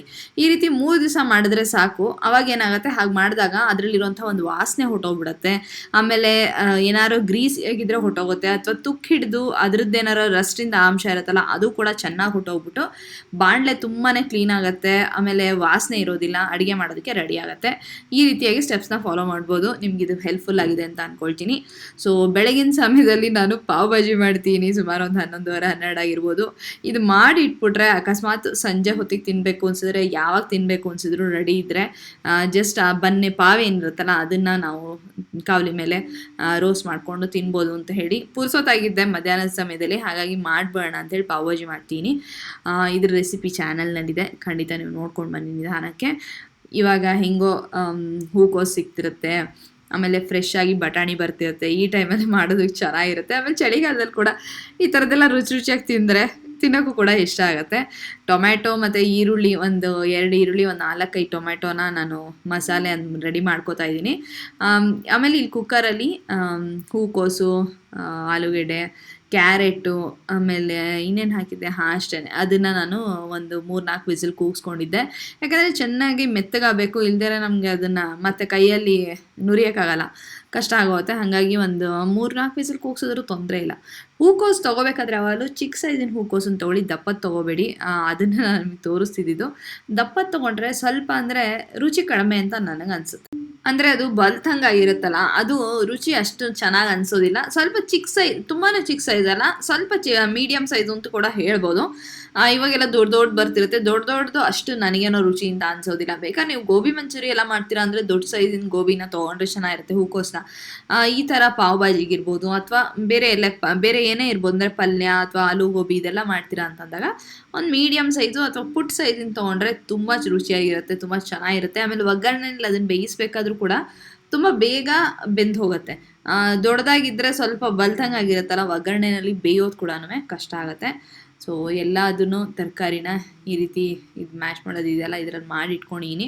ಆಮೇಲೆ ಯಾವಾಗಲೂ ಅಷ್ಟೇ ಅಡುಗೆ ಮಾಡ್ತಿದ್ದಾಗ ನೀರು ಬಳಸಬೇಕು ಅನ್ನೋ ಸಂದರ್ಭ ಬರುತ್ತೆ ಅಂದರೆ ಕೆಟ್ಲಲ್ಲಿ ಸ್ವಲ್ಪ ಬಿಸಿನೀರನ್ನ ರೆಡಿ ಮಾಡಿ ಇಟ್ಕೊಳ್ಳಿ. ಆವಾಗ ಏನಾಗುತ್ತೆ ಅಂದರೆ ಅಡುಗೆ ಆಗ್ತಿದ್ದ ನೀರು ಹಾಕಬೇಕು ಅಂದರೆ ಬಿಸಿನೀರು ಹಾಕಿದ್ರೆ ಅಡುಗೆ ಬೇಗ ಆಗುತ್ತೆ. ತಣ್ಣೀರು ಹಾಕಿದ್ರೆ ಏನಾಗುತ್ತೆ ಅಂದರೆ ಟೆಂಪ್ರೇಚರ್ ಕಡಿಮೆ ಆಗಿಬಿಟ್ಟು ಮತ್ತೆ ಮೊದಲಿಂದ ಹೀಟ್ ಆಗಕ್ಕೆ ಅಂದರೆ ಬಿಸಿ ಆಗಕ್ಕೆ ಶುರುವಾಗುತ್ತೆ. ಸೊ ಅದು ಒಂದು ರೀತಿ ಕುಕಿಂಗ್ ಪ್ರೋಸೆಸ್ನ ಡಿಲೇ ಮಾಡುತ್ತೆ ಅಂತ ಹೇಳ್ಬೋದು. ಹಾಗಾಗಿ ಯಾವಾಗಲೂ ಬಿಸಿನೀರು ರೆಡಿ ಇಟ್ಕೊಳ್ಳಿ. ಅಂದರೆ ಬೇಕಾಗತ್ತೆ ಅಂತ ಗೊತ್ತು ಅನಿಸಿದ್ರೆ ನಿಮಗೆ, ಈಗ ಉದಾಹರಣೆಗೆ ಉಪ್ಪಿಟ್ಟು ಅಥವಾ ಈ ಥರ ಗ್ರೇವಿ ಥರ ಏನಾದ್ರು ಮಾಡ್ತಿದ್ದಾಗ ನೀರು ಬೇಕಾಗತ್ತೆ ಅಂತ ನಮಗೆ ಗೊತ್ತಿರೋದಲ್ಲ, ಅಂಥ ಟೈಮ್ಗೆ ಸ್ವಲ್ಪ ಬಿಸಿನೀರು ಇಟ್ಕೊಂಡ್ರೆ ತುಂಬಾ ಹೆಲ್ಪ್ಫುಲ್ ಆಗಿರುತ್ತೆ. ಸೊ ಪಾವ್ ಭಾಜಿಗೆ ಭಾಜಿ ರೆಡಿಯಾಗಿದೆ. ಇವಾಗ ಈ ಪಾವನ ಇದಕ್ಕೆ ಸ್ವಲ್ಪ ಬೆಣ್ಣೆ ಹಚ್ಬಿಟ್ಟು ಕಾವಲಿ ಮೇಲೆ ಏನಂತಾರೆ 2 ಕಡೆ ರೋಸ್ಟ್ ಮಾಡ್ಕೊಳ್ಳೋಣ ಅಂತ ಮಾಡ್ಕೊಳ್ತಾ ಇದ್ದೀನಿ. ಹಾಗೇ ಈ ಕಡೆ ಬೆಳೆದ್ರೆ ನಾನು ಮಧ್ಯಾಹ್ನನೇ ಮಾಡಿಟ್ಟಿದ್ದಲ್ವ ಬಾಜಿ, ಅದು ಕೂಡ ರೆಡಿನೇ ಇದೆ. ಈಗೇನಿದ್ರು ಪಾವನ ಇದು ಮಾಡಿಕೊಂಡು ಸರ್ವ್ ಮಾಡೋದಷ್ಟೇ. ಚಳಿಗಾಲದಲ್ಲಿ ಕ್ಯಾರೆಟ್ ಬರ್ತಿರುತ್ತೆ, ತರಕಾರಿಗಳಂತೂ ವೆರೈಟಿ ಸೊಪ್ಪು ಎಲ್ಲದೂ ಬರ್ತಿರುತ್ತೆ. ಸೊ ರುಚಿಯಾಗಿ ತರಾವರಿ ಅಡುಗೆ. ಹಾಗೆಯೇ ಮುಖ್ಯವಾಗಿ ಅವರೆಕಾಳು ಬರ್ತಿರುತ್ತೆ. ಅವರೆಕಾಳಲ್ಲೂ ಕೂಡ ಎಷ್ಟು ವೆರೈಟಿ ಮಾಡಿಕೊಂಡು ತಿಂತಾ ಇರ್ಬೋದು. ರುಚಿಯಾಗೂ ಇರುತ್ತೆ. ಅಂದರೆ ಸೀಸನಲ್ ಅಲ್ವಾ, ಆರೋಗ್ಯಕ್ಕೂ ಕೂಡ ಒಳ್ಳೆಯದು. ಯಾವಾಗಲೂ ವರ್ಷ ಪೂರ್ತಿ ಅವರೆಕಾಳು ತಿನ್ನೋದ್ರ ಬದಲು ಅವರೆಕಾಳು ಸಿಗೋ ಕಾಲದಲ್ಲಿ ಅವರೆಕಾಳು ತಿನ್ನೋದು ಆರೋಗ್ಯಕ್ಕೂ ಕೂಡ ಒಳ್ಳೆಯದು. ಹಾಗೆಯೇ ಒಳ್ಳೆ ಬೆಸ್ಟ್ ಕ್ವಾಲಿಟಿ ಅವರೆಕಾಳು ಕೂಡ ನಮಗೆ ಸಿಗ್ತಿರುತ್ತೆ. ಅವಾಗ ವರ್ಷ ಪೂರ್ತಿ ಬೆಂಗಳೂರಲ್ಲಂತೂ ಹೆಚ್ಚು ಕಡಿಮೆ ಕಾಣಿಸ್ತಾನೆ ಇರುತ್ತೆ. ಆದರೆ ಆ ಸೊಗಡು, ಆ ರುಚಿ, ಆಮೇಲೆ ಕಾಳುಗಳು ಎಷ್ಟು ಚೆನ್ನಾಗಿ ದಪ್ಪನಾಗಿರುತ್ತಲ್ಲ, ಅದೆಲ್ಲವೂ ಕೂಡ ಇರೋದಿಲ್ಲ ಅಂತ ಹೇಳ್ಬೋದು. ಸೊ ಇದು ರೆಡಿ ಆಗ್ತಾಯಿದೆ. ಇದಾದಮೇಲೆ ನಾನು ನಿಮಗೆ ಕ್ಯಾರೆಟ್ ಹಲ್ವಾ ಕುಕ್ಕರಲ್ಲಿ ಸುಲಭವಾಗಿ ಹೇಗೆ ಮಾಡೋದು ಅಂತ ಅದನ್ನು ಕೂಡ ನಿಮಗೆ ಶೇರ್ ಮಾಡ್ಕೊಳ್ತೀನಿ. ಈ ವ್ಲಾಗಲ್ಲಿ ರಾಮನಿಂದ ಶುರುವಾಗಿದಂಥ ಇದು ವ್ಲಾಗ್ ಅಂತ ಹೇಳ್ಬೋದು. ಈ ವ್ಲಾಗ್ನ ಮುಂಚೆ ನಿಮಗೆ ಶೇರ್ ಮಾಡ್ಕೊಳ್ಳೋಣ ಅಂದ್ಕೊಂಡಿದ್ದೆ, ಆದರೆ 22ನೇ ತಾರೀಕು ಜನವರಿ ಬಂದಾಗ, ಆ ಅಕೇಶನ್ ಬಂದಾಗ ಅದನ್ನು ಬಿಟ್ಟು ನನಗೆ ಬರೀ ವ್ಲಾಗ್ನ ಶೇರ್ ಮಾಡ್ಕೊಳ್ಳೋದಕ್ಕೆ ಮನಸ್ಸೇ ಬರಲಿಲ್ಲ. ಹಾಗಾಗಿ ಸೊ ಅವತ್ತಿನ ದಿವಸದನ್ನು ಶುರುವಾಗಿ ಹಿಂದಿನ ದಿವಸದ ವ್ಲಾಗಲ್ಲಿ ನೀವು ಈಗ ನೋಡ್ತಾ ಇದ್ದೀರಾ. ಈಗ ರೆಡಿಯಾಗಿದೆ. ಕಲರು ಕೂಡ ತುಂಬಾ ಚೆನ್ನಾಗಿ ಬಂದಿತ್ತು ಈ ಸತಿ ಪಾವ್ ಭಾಜಿದು. ಯಾಕೆಂತಂದರೆ ಸ್ವಲ್ಪ ಬ್ಯಾಡಗಿ ಮೆಣಸಿನ್ಕಾಯಿನ ಬಿಸಿನೀರಲ್ಲಿ ನೆನೆಸ್ಬಿಟ್ಟು ಅದ್ರ ಜೊತೆ ಒಂದು 3-4 ಎಸಳು ಬೆಳ್ಳುಳ್ಳಿದು ಹಾಕಿ ಮಿಕ್ಸರ್ನಲ್ಲಿ ಗ್ರೈಂಡ್ ಮಾಡಿ ಅದನ್ನು ಇದಕ್ಕೆ ಸೇರಿಸ್ಕೊಂಡಿದ್ದೆ. ಬಣ್ಣ ನೋಡಿ ಇಲ್ಲಿ ಎಷ್ಟು ಚೆನ್ನಾಗಿ ಬಂದಿದೆ ಅಂಥೇಳಿ. ನೀವು ಯಾವುದೇ ಅಚ್ಕಾರದ ಪುಡಿ ಅಂಗಡಿಲಿ ತೊಗೊಂಬಂದು ಹಾಕಿದ್ರು ಇಷ್ಟು ಬಣ್ಣ ಬರ್ತಿತ್ತೋ ಎಲ್ಲೋ ಗೊತ್ತಿಲ್ಲ ನನಗೆ. ಬ್ಯಾಡಗಿ ಮೆಣಸಿನ್ಕಾಯಿನ ಬಿಸಿನೀರಲ್ಲಿ ನೆನೆಸಿ ಹೇಳಿದ್ನಲ್ಲ, ಆ ಟ್ರಿಕ್ನ ನೀವು ಮಾಡಿ ನೋಡಿ. ಕಲರ್ ಅಂತೂ ತುಂಬ ಚೆನ್ನಾಗಿ ಬರುತ್ತೆ. ಕೆಲವರು ಬೀಟ್ರೂಟ್ ಕೂಡ ಸೇರಿಸ್ತಾರೆ, ಬಟ್ ನನಗೇನೋ ಅನಿಸುತ್ತೆ ಬೀಟ್ರೂಟ್ ಸೇರಿಸಿದ್ರೆ ಟೇಸ್ಟೇ ಬೇರೆ ಥರ ಆಗೋಗುತ್ತೆ ಅಂತ ನನಗೆ ಅನಿಸುತ್ತೆ. ಸೊ ಪಾವ್ ಭಾಜಿನೂ ಆಯಿತು. ಇವಾಗ ಸುಮಾರು ಸಂಜೆ ಒಂದು 7-7:30 ಟೈಮ್ ಆಗಿದೆ. ಇವಾಗ ಕ್ಯಾರೆಟ್ನ ತುರ್ಕೊಂಡು ಕ್ಯಾರೆಟ್ ಹಲ್ವಾ ಮಾಡಬೇಕು. ಈ ಡೆಲ್ಲಿ ಕ್ಯಾರೆಟ್ ಏನು ಬರುತ್ತಲ್ಲ, ಇದು ವಿಂಟರಲ್ಲಿ ಸಿಗೋವಂಥದ್ದು, ಚಳಿಗಾಲದಲ್ಲಿ. ಅದಲ್ಲದೆ ಮಾಮೂಲಿ ನಮ್ಮದೇನು ಊಟಿ ಕ್ಯಾರೆಟು, ಆರೆಂಜ್ ಕಲರು, ಕೇಸರಿ ಕಲರ್ ಬರುತ್ತಲ್ಲ, ಅದನ್ನು ಕೂಡ ಮಾಡ್ಬೋದು. ಇಲ್ಲಿ ನಾನು ನಿಮ್ಗೊಂದು ಬೌಲ್ ತೋರಿಸ್ತೀನಿ. ಇದು ಯಾವುದು ಅಂದರೆ ನಾನು ಐಕಿಯಾದಲ್ಲಿ ಶಾಪಿಂಗ್ ಮಾಡಿದಾಗ ಕೂಡ ತೋರಿಸಿದ್ದೆ, ಸಲಾಡ್ ಮಿಕ್ಸ್ ಮಾಡೋ ಬೌಲ್ ಅಂತೇಳಿನು. ಇದಂತೂ ತುಂಬಾ ಯೂಸ್ಫುಲ್ ಆಗಿದೆ. ಇದರೊಳಗೆ ಸಲಾಡ್ ಮಿಕ್ಸ್ ಮಾಡೋದಕ್ಕೆ ನನಗೆ ಅನ್ನಿಸ್ತಿತ್ತು, ಸಲಾಡ್ ಮಿಕ್ಸ್ ಮಾಡೋದಕ್ಕೆ ಯಾಕೆ ಒಂದು ಬೌಲ್ ಬೇಕು, ಯಾವ ಪಾತ್ರೆಲ್ಲಾರೋ ಮಾಡ್ಬೋದಲ್ವ ಅಂತ ಅನಿಸ್ತಿತ್ತು. ಆದರೆ ಈ ಬೌಲ್ ತೊಗೊಬಂದು ಮಿಕ್ಸ್ ಮಾಡೋಕ್ಕೆ ಶುರು ಮಾಡಿದ್ಮೇಲೆ ಯಾಕೆ ಇದು ಬೇಕಾಗತ್ತೆ ಅನ್ನೋದು ಅರ್ಥ ಆಯಿತು. ಯಾಕೆ ಅಂತಂದರೆ ಇದ್ರ ಶೇಪ್ ಹೆಂಗಿದೆ ಅಂದರೆ, ನೀವು ಜಸ್ಟ್ ಒಂದು ಸತಿ ಸ್ಪೂನ್ ಹಾಕಿ ಹಿಂಗೆ ಕೆಳಗಿಂದ ಮಿಕ್ಸ್ ಮಾಡೋಕ್ಕೆ ಎತ್ತಿದ್ರೆ ತಾನಾಗೆ ಆ ಶೇಪ್ ಆಗಿರೋದ್ರಿಂದ ತಾನಾಗೆ ತರಕಾರಿಗಳು ಸುಲಭವಾಗಿ ಮಿಕ್ಸ್ ಆಗುತ್ತೆ. ಆಮೇಲೆ ಮುರಿದು ಹೋಗೋದಿರ್ಬೋದು, ಅಥವಾ ಈ ಲೆಟ್ಯೂಸು, ಐಸ್ಬರ್ಗ್ ಇದೆಲ್ಲದು ಐಸ್ಬರ್ಗ್ ಲೆಟ್ಯೂಸು ಇದೆಲ್ಲ ಹಾಕಿದಾಗ ಅದು ಏನು ಆ ಎಲೆಗಳಿರುತ್ತಲ್ಲ ಅದೊಂದು ರೀತಿ ಕ್ರಶ್ ಆಗೋದು ಅಥವಾ ಮುರಿದು ಹೋಗೋದು ಇದೆಲ್ಲದು ಆಗದೆ ಹಗೂರವಾಗಿ ಮಿಕ್ಸ್ ಮಾಡೋದಕ್ಕೆ, ಅದು ಕರೆಕ್ಟಾದ ಪದ ಅಂತ ಹೇಳ್ಬೋದು. ಸಲಾಡ್ನ ಹಗೂರವಾಗಿ ಮಿಕ್ಸ್ ಮಾಡೋದಕ್ಕೆ ಈ ಶೇಪ್ ಏನಿದೆಯಲ್ಲ ಅದು ತುಂಬ ಚೆನ್ನಾಗಿದೆ ಈ ಬೌಲು. ಹಿಂಗಂದ ತಕ್ಷಣ ತಾನಾಗೆ ತರಕಾರಿಗಳು ತಳಮೇಲಾಗ್ತಾ ಹೋಗುತ್ತೆ. ಆಮೇಲೆ ರೊಟ್ಟಿ ಹಿಟ್ಟು ಕಲ್ಸೋಕ್ಕಿರ್ಬೋದು, ಚಪಾತಿ ಹಿಟ್ಟು ಕಲ್ಸೋದಕ್ಕೆ ಎಲ್ಲದೂ ಕೂಡ ಸಖತ್ತಾಗಿದೆ ಈ ಬೌಲು. ನೀವೇನಾದರೂ ಐಕಿಯಾ ಹೋಗ್ತಿರೋದ್ರೆ ಇದು ಒಂದನ್ನು ತೊಗೊಳ್ಳಿ. ಖಂಡಿತ ನಾನಂತೂ ತುಂಬ ಸ್ಟ್ರಾಂಗಾಗಿ ರೆಕಮೆಂಡ್ ಮಾಡ್ತೀನಿ. ನನಗೂ ಕೂಡ ತೊಗೊಂಬಂದಾಗ ತೊಗೋಬೇಕು ಅಂತ ಅನ್ನಿಸ್ತು, ತೊಗೊಂಬಂದೆ. ಬಟ್ ಇಷ್ಟೊಂದು ನಾನು ಇದನ್ನು ಯೂಸ್ ಮಾಡ್ತೀನಿ ಅಂತ ಅಂದ್ಕೊಂಡಿರಲಿಲ್ಲ. ಒಂದು ರೀತಿ ಕೊಟ್ಟಂತಹ ದುಡ್ಡು ಪೈಸೆ ವಸೂಲಾಯಿತು ಅಂತ ಹೇಳ್ತಾರಲ್ಲ, ಹಾಗೆ ವಸೂಲಾಯ್ತಿದ್ದು ಅಂತ ಹೇಳ್ಬೋದು. ಈ ಕ್ಯಾರೆಟು ಇದನ್ನು ಸಿಪ್ಪೆ ಚೆನ್ನಾಗಿ ತೆಕ್ಕೋಬೇಕಾಗತ್ತೆ, ಆಮೇಲೆ ತುರಿಬೇಕು. ಇನ್ನೊಂದು ಹೇಳ್ತೀನಿ, ಈ ಕ್ಯಾರೆಟು ಸ್ವಲ್ಪ ನೀರು ಜಾಸ್ತಿ ಬಿಡುತ್ತೆ. ಎಲ್ಲದೂ ಹಾಗೆ ಆಗುತ್ತೆ ಅಂತಿಲ್ಲ. ಒಂದೊಂದು ಸತಿ ತಂದಿದ್ದು ಅಷ್ಟು ನೀರು ಬಿಟ್ಟಿರೋದಿಲ್ಲ, ಒಂದೊಂದು ಸತಿ ತಂದಿದ್ದು ಅದರ ಬೇಯಿಸಿದಾಗ ಹೇಳ್ತಿರೋದು ತುಂಬ ನೀರು ಬಿಡುತ್ತೆ. ಹಾಗಾಗಿ ಡೆಲ್ಲಿ ಕ್ಯಾರೆಟಲ್ಲಿ ನೀವೇನಾದ್ರು ಹಲ್ವಾ ಮಾಡ್ತೀರಾ ಅಂತಂದರೆ ಕೆಲವ್ರಿಗೆ ಮಿಕ್ಸರಲ್ಲಿ ಹಾಕ್ಕೊಂಡು ತರಿಯಾಗಿ ಮಾಡಿಕೊಂಡು ಆಮೇಲೆ ಹಲ್ವಾ ಮಾಡೋ ಅಭ್ಯಾಸ ಇರುತ್ತೆ. ಆ ಥರ ಮಾಡೋಕ್ಕೆ ಹೋಗ್ಬೇಡಿ, ಈ ರೀತಿ ತುರ್ಕೊಂಡೇ ಮಾಡಿ. ಆ ರೀತಿ ಮಾಡಿದಾಗ ಏನಾಗುತ್ತೆ ಅಂದರೆ ಮಿಕ್ಸರಲ್ಲಿ ಏನಾರು ನೀವು ರುಬ್ಕೊಂಡು ಥರ ಮಾಡಿದ್ರೆ ಇನ್ನೂ ಜಾಸ್ತಿ ನೀರು ಬಿಡುತ್ತೆ. ತುಂಬ ಹೊತ್ತು ಒಲೆ ಮೇಲೆ ಇಟ್ಟು ನೀವು ಕೈ ಆಡಿಸ್ತಾ ಇರಬೇಕಾಗತ್ತೆ. ಆ ನೀರೆಲ್ಲ ಇಂಗಬೇಕಲ್ವ, ಅದಕ್ಕೆ ಸಾಕಷ್ಟು ಸಮಯ ತೊಗೊಂಡ್ಬಿಡುತ್ತೆ. ಆದರೆ ತುರಿದು ಹಾಕಿ ಮಾಡಿದಾಗ ಸ್ವಲ್ಪ ಅದು ಕಡಿಮೆ ಆಗುತ್ತೆ ಅಂತ ನನಗನ್ಸುತ್ತೆ. ಅದರಲ್ಲೂ ನಾವಿಲ್ಲಿ ಕುಕ್ಕರ್ನ ಮಾಡ್ತಾ ಇದ್ದೀವಲ್ಲ, ಹಾಗಾಗಿ ನೀರು ಕೂಡ ಅಂದರೆ ಒಂದೊಂದು ಸತಿ ಬಿಡುತ್ತೆ ಅನ್ನಲ್ಲ, ಅದು ಕೂಡ ಜಾಸ್ತಿ ಆಗೋ ಸಾಧ್ಯತೆ ಇರುತ್ತೆ. ಎಲ್ಲ ಕ್ಯಾರೆಟ್ನು ಚೆನ್ನಾಗಿ ಕ್ಲೀನಾಗಿ ತೊಳೆದು ಸಿಪ್ಪೆ ತೆಗೆದು ಈ ರೀತಿಯಾಗಿ ತುರಿದಿಟ್ಕೊಳ್ತೀನಿ. ಇಲ್ಲಿ ಸುಮಾರು 1 kg ಇಂದ 1 kg 200 ಗ್ರಾಮ್ ಅಷ್ಟು ಇತ್ತು. ಅದರಲ್ಲಿ ಸಿಪ್ಪೆನೂ ಹೋದ್ಮೇಲೆ ಡೆಫಿನೆಟಾಗಿ ಕಡಿಮೆ ಆಗಿರುತ್ತೆ. ಇಷ್ಟು ಕ್ವಾಂಟಿಟಿಗೆ ನಾನು 200 ಗ್ರಾಮ್ ಅಷ್ಟು ಖೋವಾನ ಬಳಸ್ತಾ ಇದ್ದೀನಿ. ಖೋವಾ ನೀವು ಬೇಕಾದರೆ ಇನ್ನೂ ಒಂದು 50-100 ಗ್ರಾಮ್ ಜಾಸ್ತಿ ಹಾಕ್ಕೋಬೋದು, ಆದರೆ 200 ಗ್ರಾಮು ಸಾಕಾಗತ್ತೆ. ಆಮೇಲೆ ಇಲ್ಲಿ ಹಾಲಂತೂ ಒಂದು 100 ಇಂದ 200 ml ಅಷ್ಟು ಬಳಸ್ತಾ ಇದ್ದೀನಿ, ಜಾಸ್ತಿ ಬಳಸ್ತಿಲ್ಲ. ನೀವು ಹಾಲು ತುಂಬ ಹಾಕ್ತೀರಾ ಅಂತಂದರೆ ಕುಕ್ಕರಲ್ಲಿ ಮಾಡ್ತಿರೋದ್ರಿಂದ ಆಮೇಲೆ ಅದನ್ನು ಇಂಗ್ಸೋಕ್ಕೆ ಸಾಕಷ್ಟು ಸಮಯ ತೊಗೊಳುತ್ತೆ. ಇಲ್ಲಿ ಏನಾಯಿತು ಅಂದರೆ ಈ ಕ್ಯಾರೆಟು ಕುಕ್ಕರಲ್ಲಿ ಬೇಯಿಸಿದಾಗ ತುಂಬ ನೀರು ಬಿಟ್ಬಿಡ್ತು. ಅದು ಆಮೇಲೆ ನಾನು ನಿಮಗೆ ತೋರಿಸ್ತೀನಿ ನೋಡಿ. ಇಷ್ಟು ಕ್ಯಾರೆಟ್ ತುರಿನ ತುರಿದು ರೆಡಿ ಮಾಡಿ ಇಟ್ಕೊಂಡಿದ್ದೀನಿ. ಆಮೇಲೆ ಇನ್ನೊಂದು ಹೆಂಗೆ ಗೊತ್ತಾ, ಈ ಬೌಲ್ನಲ್ಲಿ ಈ ರೀತಿ ಕ್ಯಾರೆಟ್ ತುರಿ ಎಲ್ಲ ಹಾಕಿದ್ರೆ ಅದನ್ನು ನಾವು ಇನ್ನೊಂದು ಪಾತ್ರೆಗೆ ನಾವು ಹಾಕಿದಾಗ ಒಂಚೂರು ಅಂಟ್ಕೊಳ್ಳೋದಿಲ್ಲ, ಕ್ಲೀನಾಗಿ ಬರುತ್ತೆ. ನನಗೆ ಎಷ್ಟೊಂದು ಇದರಲ್ಲಿ ಅಡ್ವಾಂಟೇಜಸ್ ಕಾಣಿಸ್ತಾ ಇದೆ ಈ ಸಲಾಡ್ ಬೌಲ್ನ ತೊಗೊಂಡಿದ್ದು, ಅದಕ್ಕೆ ನಿಮಗೆ ಪದೇ ಪದೇ ಹೇಳ್ತಾ ಇದ್ದೀನಿ. ಈ ದೊಡ್ಡ ಕುಕ್ಕರ್ ಏನಿದೆಯಲ್ಲ ಇದರಲ್ಲೇ ಬೇಯಿಸ್ಕೊತಾ ಇದ್ದೀನಿ ನಾನು. ತುಂಬ ಜನಕ್ಕೆ ಅನ್ನಿಸ್ಬೋದು ಕ್ಯಾರೆಟ್ ಹಲ್ವಾ ಮಾಡಬೇಕಾದ್ರೆ ಸ್ವಲ್ಪ ತುಪ್ಪ ಹಾಕ್ಕೊಂಡು ಕ್ಯಾರೆಟ್ ತುರಿನ ನಾವು ಮೊದಲು ತುರ್ಕೋತೀವಲ್ಲ ಆ ಸ್ಟೆಪ್ ಮಾಡ್ತಿಲ್ಲ ಅಂಥೇಳಿ. ಇಲ್ಲಿ ಅದು ಬೇಕಾಗೋದಿಲ್ಲ. ಈ ಕ್ಯಾರೆಟ್ ಅದಕ್ಕೆ ಇದು ಜಾಸ್ತಿ ಅಂದರೆ ಟೈಮ್ ಕಡಿಮೆ ಕನ್ಸ್ಯೂಮ್ ಆಗುತ್ತೆ, ಹಾಗೆಯೇ ರುಚಿಯಾಗಿ ಬರುತ್ತೆ ಅನ್ನೋ ವಿಷಯಕ್ಕೆ ನಾನು ನಿಮಗೆ ತೋರಿಸ್ತಾ ಇರೋದು. ಆ ಥರ ಹುರಿಬೇಕಾದ್ರೆ ಸಾಕಷ್ಟು ಸಮಯ ತೊಗೊಳುತ್ತೆ, ಆಮೇಲೆ ಚೆನ್ನಾಗಿ ಹುರ್ಕೊಳ್ಳಬೇಕಾಗತ್ತೆ. ಇಲ್ಲಿ ನಾನು ಒಂದು ಸ್ವಲ್ಪ ನೀರನ್ನು ಮತ್ತು ಹಾಲನ್ನು ಸೇರಿಸ್ಕೊತಾ ಇದ್ದೀನಿ. ಅದೇ ಹೇಳಿದ್ನಲ್ಲ, ಒಂದು 100 to 200 ml ನಿಮಗೆ ಹಾಲು ಸಾಕಾಗತ್ತೆ. ಹಾಗೆ ಸ್ವಲ್ಪ ನೀರು ಹಾಕ್ಕೊಳ್ತಾ ಇದ್ದೀನಿ. ಯಾಕೆ ಅಂತಂದರೆ ಅಕಸ್ಮಾತ್ ಏನಾರೋ ತಳ ಹಿಡಿದ್ಬಿಟ್ರೆ ಏನೋ ಒಂದಿದೆ ಅಷ್ಟೇ, ಕಾರಣಕ್ಕಷ್ಟೇ. ಅದು 1 kg ಅಷ್ಟು ಕ್ವಾಂಟಿಟಿ ಅಷ್ಟು ಕ್ಯಾರೆಟ್ನ ಹಾಕಿ ಇಲ್ಲಿ ಬೇಯಿಸಿದಾಗ ಅಷ್ಟು ಕಡಿಮೆ ಹಾಕಿದ್ರೆ ಅಕಸ್ಮಾತ್ ಏನಾರೋ ಕ್ಯಾರೆಟು ಜಾಸ್ತಿ ನೀರು ಬಿಡದೆ ಕುಕ್ಕರು ತಳ ಹತ್ಬಿಡುತ್ತೇನೋ ಅಂತ ಹಾಕಿದ್ದಷ್ಟೇ. ಇದನ್ನು ಕುಕ್ಕರ್ ಒಳಗೆ ಹಾಕ್ಕೊಂಡು ಮುಚ್ಚಿಟ್ಟು ಇದಕ್ಕೆ ಬೇಕಾದರೆ ನೀವು ಅಂದರೆ ಬೇಯಬೇಕಾದ್ರೆ ಫುಲ್ ಹಾಲನ್ನೇ ಹಾಕಿ ಬೇಯಿಸ್ಕೋಬೇಕು ಅಂತ ಕೂಡ, ಅಂದರೆ ಫುಲ್ ಜಾಸ್ತಿ ಕ್ವಾಂಟಿಟಿ ಹಾಲನ್ನ ಹಾಕಿ ಬೇಯಿಸ್ಕೊಳ್ಳೋದು ಅದನ್ನು ಕೂಡ ಮಾಡ್ಬೋದು ನೀವು ಕುಕ್ಕರಲ್ಲಿ. ಆದರೆ ಏನಂದರೆ ನಿಮಗೆ ಆಮೇಲೆ ಅದನ್ನು ಚೆನ್ನಾಗಿ ಇಂಗಿಸ್ಕೋಬೇಕಾಗತ್ತೆ ಅಷ್ಟೇ. ಈಗ ಇದೆಲ್ಲ ಹಾಕಾಯಿತು. ನಾನು ನಿಮ್ಗೆ ಹೇಳಿದ್ನಲ್ಲ ಈ ಬೌಲ್ನಲ್ಲಿ ಚೂರು ಅಂಟ್ಕೊಳ್ಳಲ್ಲ ಅಂಥೇಳಿ, ತೋರಿಸೀನಿ ಅಂತ ಅಂದ್ಕೊಳ್ತೀನಿ ವಿಡಿಯೋ ಕ್ಲಿಪ್ಪಲ್ಲಿ, ಗೊತ್ತಿಲ್ಲ ನನಗೆ. ಆದರೆ ನಿಜವಾಗ್ಲೂ ಅಂತೂ ಇದರಲ್ಲಿ ಹಂಗಾಗತ್ತೆ. ಇಷ್ಟು ಫುಲ್ ಕುಕ್ಕರಲ್ಲಿ ಮೇಲ್ ತನಕ ಬಂದಿದೆ, ಪರವಾಗಿಲ್ಲ, ಏನು ತೊಂದರೆ ಇಲ್ಲ. ಈಗ ಇದನ್ನು ಮುಚ್ಚಿಟ್ಬಿಟ್ಟು ನಾನು 2 ಇಂದ 3 ವಿಸಲ್ಲು ಕೂಗಿಸ್ಕೋತೀನಿ, ಸಾಕಾಗತ್ತೆ ಅಷ್ಟೇ. ಜಾಸ್ತಿ ಏನು ಬೇಕಾಗೋದಿಲ್ಲ, ಬೆಂದು ಹೋಗುತ್ತೆ. 1 ವಿಸಲೇ ಸಾಕು. ಬಟ್ ಇನ್ನೊಂದು ವಿಸಲ್ ನಾನು ಕೂಗಿಸ್ತೀನಿ, ಯಾಕೆಂದರೆ ಇನ್ನೂ ಚೆನ್ನಾಗಿ ಅದು ಕ್ಯಾರೆಟ್ ತುರಿ ಎಲ್ಲ ಚೆನ್ನಾಗಿ ಬತ್ತು ಹೋಗಲಿ ಅಂಥೇಳಿ. ಇಲ್ಲಿ 2 ವಿಸಿಲ್ ಆಗಿದೆ. ಇದು ಕೂಲ್ ಆದಮೇಲೆ ಇದನ್ನು ನಾನು ತೆಗೆದು ಇನ್ನೊಂದು ದೊಡ್ಡ ಪಾತ್ರೆಗೆ ಹಾಕ್ಕೊಳ್ತೀನಿ. ಯಾಕೆಂದರೆ ಆಮೇಲೆ ಇದಕ್ಕೆ ಸಕ್ಕರೆ ಎಲ್ಲ ಹಾಕಿ ಕೈ ಆಡಿಸೋದಕ್ಕೆ ಸಾಕಷ್ಟು ದೊಡ್ಡದಾಗಿರೋ ಪಾತ್ರೆ ಬೇಕಾಗತ್ತೆ. ಹಾಗಾಗಿ ಇಲ್ಲಿ ನಾನು ನಿಮಗೆ ತೋರಿಸ್ತೀನಿ ನೋಡಿ, ಈ ಕ್ಯಾರೆಟ್ ಎಷ್ಟೊಂದು ನೀರು ಬಿಟ್ಟಿದೆ ಅಂತ ಹೇಳಿ. ಅದೇ ಒಂದೊಂದ್ಸತಿ ಈ ಥರ ಆಗುತ್ತೆ. ಅಂಥ ಟೈಮ್ನಲ್ಲಿ ಏನಾಗುತ್ತೆ ಅಂದರೆ ಆಮೇಲೆ ಕೈ ಆಡಿಸೋದಕ್ಕೆ ಜಾಸ್ತಿ ಸಮಯ ಬೇಕಾಗುತ್ತೆ, ಆ ನೀರೆಲ್ಲ ಹಿಂಗಿಸ್ಕೋಬೇಕಲ್ಲ, ಹಾಗಾಗಿ ಇಷ್ಟು ನೀರು ಬಿಟ್ಟಿದೆ. ಇರಲಿ, ಆದರೆ ಆಮೇಲೆ ಕ್ಯಾರೆಟ್ ಹಲ್ವಾ ಮಾತ್ರ ತುಂಬಾ ಚೆನ್ನಾಗಿ ಬಂದಿತ್ತು. ಬಣ್ಣನೂ ಅಂತೂ ಅದ್ರ ಕೆಂಪು ಕಲರ್ ಏನಿದೆಯಲ್ಲ ಅದು ತುಂಬ ಚೆನ್ನಾಗಿ ಕಾಣಿಸ್ತಾ ಇತ್ತು. ಈಗ ದಪ್ಪ ತಳ ಇರುವಂಥ ಪಾತ್ರೆಗೆ ಹಾಕೊಳ್ತಾ ಇದ್ದೀನಿ. ನಾನಿಲ್ಲಿ ಬರ್ಗ್ನರ್ನವ್ರದ್ದು ಬರುತ್ತಲ್ಲ, ಇದು ಟ್ರೈಪ್ಲೈ ಪಾತ್ರೆಗಳು, ಅದನ್ನು ಬಳಸ್ತಾ ಇದ್ದೀನಿ. ಇದೆಲ್ಲವುದು ಕೂಡ ಅಮೆಝಾನೆಲ್ಲ ನೀವು ಚೆಕ್ ಮಾಡಬಹುದು. ಏನಿದಕ್ಕೆ ಬರ್ಗ್ನರ್ ಅಂತ ಕೊಟ್ಟರೆ ಬ್ರ್ಯಾಂಡಲ್ಲಿ ಎಷ್ಟೊಂದು ಬರುತ್ತೆ.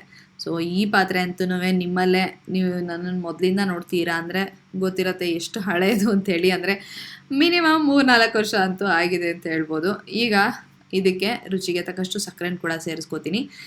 ನೀವು ಬಿಳಿ ಸಕ್ಕರೆ ಬೇಕಾದರೂ ಹಾಕೋಬೋದು, ಅಥವಾ ಬ್ರೌನ್ ಶುಗರು, ಅಥವಾ ಬ್ಲೀಚ್ ಆಗದೇ ಇರೋದು ಇದು ನ್ಯಾಚುರಲ್ ಶುಗರು ಅಥವಾ ಸಲ್ಫರ್ ಫ್ರೀ ಶುಗರ್ ಅಂತಾರಲ್ಲ, ಅದನ್ನು ಕೂಡ ಹಾಕ್ಕೋಬೋದು.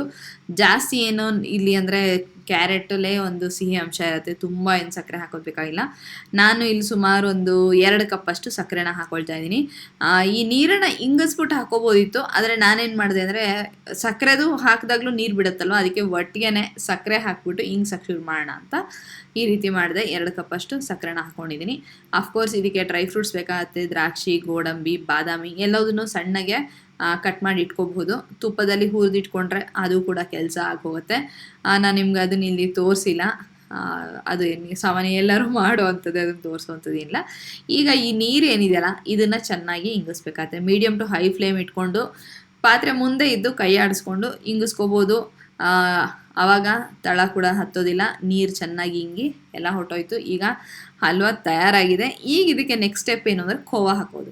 ಇದು 200 ಗ್ರಾಮಷ್ಟು ಖೋವಾ, ನಂದಿನಿ ಖೋವಾ ಬರುತ್ತಲ್ಲ, ಸಪ್ಪೆ ಖೋವಾ, ಅದನ್ನು ಹಾಕ್ತಾಯಿದ್ದೀನಿ. ಯಾಕೆಂದರೆ ನಾವಾಗಲೇ ಸಕ್ಕರೆನ ಹಾಕಿರೋದ್ರಿಂದ ಸ್ವೀಟ್ ಖೋವಾ ಹಾಕಿದ್ರೆ ಇನ್ನೂ ಸಿಹಿ ಜಾಸ್ತಿ ಆಗುತ್ತೆ. ಬೇಕಾದರೆ ನಿಮಗೆ ತುರಿದು ಕೂಡ ಹಾಕೋಬೋದು, ಅಥವಾ ಕೈನಲ್ಲಿ ಪುಡಿ ಮಾಡಿ ಹಾಕೋಬೋದು. ನಾನು ಸೀದಾನೇ ಹಾಕಿದ್ದೀನಿ, ಯಾಕೆಂದರೆ ಇದು ಆ ಶಾಖಕ್ಕೆ ಎಲ್ಲ ಕಡೆಗೂ ಚೆನ್ನಾಗಿ ಹರಡ್ಕೊಳ್ಳುತ್ತೆ ಅಂತ ನಂಗೆ ಗೊತ್ತು. ತುಂಬಾ ಚೆನ್ನಾಗಿ ಬರುತ್ತೆ ಈ ಮೆಥಡಲ್ಲಿ. ತುಂಬ ಕಡಿಮೆ ಟೈಮ್ ತೊಗೊಳುತ್ತೆ. ಹಾಗೆಯೇ ಕ್ಯಾರೆಟ್ ಹಲ್ವಾ ಅಂದರೆ ಅಯ್ಯೋ ಒಂದು 2-3 ಗಂಟೆಗಳ ಕೆಲಸ ಅಂತ ಅನಿಸುತ್ತಲ್ಲ, ಆ ಥರ ನಿಮಗೆ ಬರೋದಿಲ್ಲ. ಖಂಡಿತ ಈ ಮೆಥಡ್ನಲ್ಲಿ ಟ್ರೈ ಮಾಡಿ ನೋಡಿ. ಕುಕ್ಕರ್ನಲ್ಲಿ ಬೇಯಿಸೋದ್ರಿಂದ ಟೇಸ್ಟ್ಗೂ ಏನೂ ಮೋಸ ಆಗೋದಿಲ್ಲ, ಟೇಸ್ಟ್ ತುಂಬ ಚೆನ್ನಾಗಿರುತ್ತೆ. ಈ ಖೋವಾ ಹಾಕಿದ್ಮೇಲೆ ಇದನ್ನು ಚೆನ್ನಾಗಿ ಕೈ ಆಡಿಸ್ಕೋಬೇಕು, ಅಂದರೆ ಖೋವಾ ಎಲ್ಲ ಕಡೆಗೂ ಸ್ಪ್ರೆಡ್ ಆಗಬೇಕು. ಅದಾದಮೇಲೆ ಇದಕ್ಕೆ ನಾನು ತುಪ್ಪನ ಹಾಕ್ಕೊಂಡಿದ್ದೀನಿ. ಈಗ ನೋಡಿ, ಖೋವಾ ಹಾಕಿದ್ಮೇಲೆ ಅದು ಎಷ್ಟು ಚೆನ್ನಾಗಿ ಕಾಣಿಸ್ತಿದೆ ಅಂಥೇಳಿ. ಈ ಹಂತದಲ್ಲಿ ಎಷ್ಟು ತುಪ್ಪ ಹಾಕಿದ್ದೀನಿ ಅಂತ ಹೇಳಿದ್ರೆ 1 ಕಪ್ಪಷ್ಟು ತುಪ್ಪನ ಹಾಕ್ಕೊಂಡಿದ್ದೀನಿ. ಅಂದರೆ ಎಲ್ಲವೂ ಕೂಡ ಮೆಜರಿಂಗ್ ಕಪ್ನಲ್ಲಿ ನಾನು ಹೇಳ್ತಾ ಇರೋದು. 1 ಕಪ್ಪಷ್ಟು ತುಪ್ಪನ ಹಾಕ್ಕೊಂಡಿದ್ದೀನಿ. ನೀವು ಇನ್ನೂ ತುಪ್ಪ ಹಾಕೋಬೇಕು ಅಂದರೂ ಕೂಡ ಹಾಕೋಬೋದು, ಖಂಡಿತ ರುಚಿ ಸಕ್ಕತ್ತಾಗಿರುತ್ತೆ. ಬಟ್ ನನಗಿಲ್ಲಿ 1 ಕಪ್ಪಷ್ಟು ಸಾಕಾಯಿತು ಅಂತ ಅನ್ನಿಸ್ತು. ಹಾಗಾಗಿ 1 ಕಪ್ಪಷ್ಟು ತುಪ್ಪನ ಹಾಕ್ಕೊಂಡು ಚೆನ್ನಾಗಿ ಒಂದು 2 ನಿಮಿಷಗಳ ಕಾಲ ಈ ರೀತಿಯಾಗಿ ಕೈ ಆಡಿಸ್ಕೊಳ್ಳಿ. ಎಲ್ಲ ಕಡೆ ತುಪ್ಪನೂ ಕೂಡ ಚೆನ್ನಾಗಿ ಹೊಂದ್ಕೊಳ್ಳಿ. ಈಗ ರುಚಿಯಾದಂತಹ ಕ್ಯಾರೆಟ್ ಹಲ್ವಾ ತಯಾರಾಗಿದೆ. ಇದಕ್ಕೆ ತುಪ್ಪದಲ್ಲಿ ಹುರಿದಿರೋಂಥ ಡ್ರೈ ಫ್ರೂಟ್ಸ್ನ ಸೇರಿಸ್ಕೊಳ್ಳಿ. ತುಂಬಾ ಚೆನ್ನಾಗಿ ಬಂದಿತ್ತು. ಚಳಿಗಾಲದಲ್ಲಿ ಸೀಸನಲ್ ಫ್ರೂಟ್ಸ್ ಇರ್ಬೋದು ಅಥವಾ ತರಕಾರಿ ಇರ್ಬೋದು, ಸಿಕ್ಕಿದ್ದನ್ನು ಬಳಸಿ, ಆ ಕಾಲದಲ್ಲಿ ಸಿಕ್ಕಿದ್ದನ್ನು ಬಳಸಿ ಅಡುಗೆ ಮಾಡೋದು, ತಿನ್ನೋದು, ಎಂಜಾಯ್ ಮಾಡೋದು ಖಂಡಿತ ನನ್ನ ವ್ಲಾಗಿನ ಒಂದು ಮುಖ್ಯವಾದ ಪಾರ್ಟ್ ಅಂತ ಹೇಳ್ಬೋದು. ನಾನು ಕೆಂಪ್ಟಿ ಫಾಲ್ಸಿಗೆ ಹೋಗಿದ್ನಲ್ಲ, ಕೆಂಪ್ಟಿ ಫಾಲ್ಸ್ ಎಲ್ಲಿದೆ ಅಂತಂದರೆ ಮಸೂರಿಲಿ. ಬ್ಲಾಗ್ ನೋಡಿದ್ರೆ ನಿಮಗೆ ಗೊತ್ತಿರುತ್ತೆ, ಟ್ರಾವೆಲ್ ಬ್ಲಾಗು, ಅದನ್ನ ನೋಡ್ಕೊಂಡು ಬನ್ನಿ. ಕೆಂಪ್ಟಿ ಫಾಲ್ಸಿಗೆ ಹೋದಾಗ ಅಲ್ಲಿ ನಿಮಗೆ ಒಂದು ಶಾಪ್ ತೋರಿಸ್ದೆ, ಸುಮಾರು ತೋರಿಸ್ದೆ. ಮರದ ಸಾಮಾನುಗಳೆಲ್ಲ ಇಲ್ಲಿ ತುಂಬ ಮಾಡ್ತಿದ್ದಾರೆ ಅಂಥೇಳಿ, ಆ್ಯಂಡ್ ರೀಸನಬಲ್ ಪ್ರೈಸಲ್ಲಿ ಸಿಗ್ತಿದೆ ಅಂಥೇಳಿ. ಅಷ್ಟು ದೂರ ಹೋದ್ಮೇಲೆ ಅದು ಫ್ಲೈಟಲ್ಲಿ ಹೋದಾಗ ಜಾಸ್ತಿ ಸಾಮಾನು ತರೋದಕ್ಕಾಗೋದಿಲ್ಲ. 15 ಕಿಲೋಸ್ ಚೆಕ್ ಇನ್ ಲಗೇಜ್ ಇರುತ್ತೆ, ಹ್ಯಾಂಡ್ ಬ್ಯಾಗು 7 to 10 ಕಿಲೋಸ್ ಇರುತ್ತೆ. ಸೊ ಬಟ್ ಅಲ್ಲಿ ನೋಡಿ ಎಷ್ಟು ಟೆಂಪ್ಟ್ ಆಗ್ತಿತ್ತು ಅಂತಂದರೆ, ಕ್ವಾಲಿಟಿ ಇಷ್ಟು ಚೆನ್ನಾಗಿದೆ, ಇಷ್ಟು ಕಡಿಮೆ ಬೆಲೆಗೆ ಸಿಗ್ತಿದೆ, ರೀಸನಬಲ್ ಪ್ರೈಸಲ್ಲಿ ಸಿಗ್ತಿದೆ ಅಂತೇಳಿ ತೊಗೊಂಡು ಬರಲೇಬೇಕಾಯ್ತು. ಆ ಥರ ತಂದಿದ್ದು 3 ಸಾಮಾನು. ಒಂದು ಈ ಚಾಪಿಂಗ್ ಬೋರ್ಡು, ಇದಕ್ಕೆ ಎಷ್ಟು ಕೊಟ್ಟಿರ್ಬೋದು ಅಂತ ಒಂದು ಗೆಸ್ ಟೈಪ್ ಮಾಡಿದ್ರ ಕಾಮೆಂಟ್ ಸೆಕ್ಷನಲ್ಲಿ. ಇದಕ್ಕೆ ನಾನು ಕೊಟ್ಟಿದ್ದು ಬರೀ 250 ರೂಪಾಯಿ ಅಂತ ಅನ್ಕೊಳ್ತೀನಿ. ಇದೇ ಸೇಮು. ಮತ್ತು ಇನ್ನೊಂದೇನು ಅಂತಂದರೆ, ಇದು ಶೀಶಮ್ ವುಡ್ದಿದ್ದು, ಯಾವುದೇ ಥರದ ಬ್ಯಾಂಬೂ ಅಥವಾ ಇನ್ಯಾವುದೇ ಕಡಿಮೆ ಬೆಲೆ ವುಡ್ಡಿಂದಲ್ಲ, ಶೀಶಮ್ ವುಡ್ಡಿಂದಿದ್ದು. ಇಲ್ಲಿ ನಾನು ತೋರಿಸೋ 3 ಐಟಮೂ 250-300 ರೂಪಾಯಿ ರೇಂಜ್ ಒಳಗೇನೆ. ಅಕಸ್ಮಾತ್ ನನಗೆ ಏನಾದ್ರು ಮರ್ತು ಹೋಗಿ ಇದಕ್ಕೆ 250 ಅಂದಿರ್ಬೋದು ಅಥವಾ ಇದಕ್ಕೆ 300 ಆ ಥರ ಅಂದಿರ್ಬೋದು, ಆದರೆ ಅದೇ ರೇಂಜಲ್ಲೇನೆ. ಎಷ್ಟು ಚೆನ್ನಾಗಿದೆ ಅಂತ ಹೇಳಿ, ಇದ್ರ ಪಾಲಿಶು, ಇದು ಭಾರ ಎಲ್ಲದೂ ಕೂಡ ತುಂಬ ಚೆನ್ನಾಗಿದೆ. ಇಷ್ಟು ಕಡಿಮೆ ಬೆಲೆಗೆ ಸಿಗ್ತಿದೆಯಲ್ಲ ಅಂತ ತೊಗೊಂಡೆ. ಹಾಗೆ ಇನ್ನೊಂದು ಟ್ರೇ ತೊಗೊಂಡೆ, ಇದು ಮರದ ಟ್ರೇ. ಮತ್ತು ಇನ್ನೊಂದು ಸಾಮಾನ ತೋರಿಸ್ತೀನಿ, ಆಲ್ರೆಡಿ ಯೂಸ್ ಮಾಡ್ತೀನಿ, ಹಾಗಾಗಿ ತೊಗೊಂಬಂದು ತೋರ್ಸೋಕ್ಕಾಗೋದಿಲ್ಲ, ತೋರಿಸ್ತೀನಿ.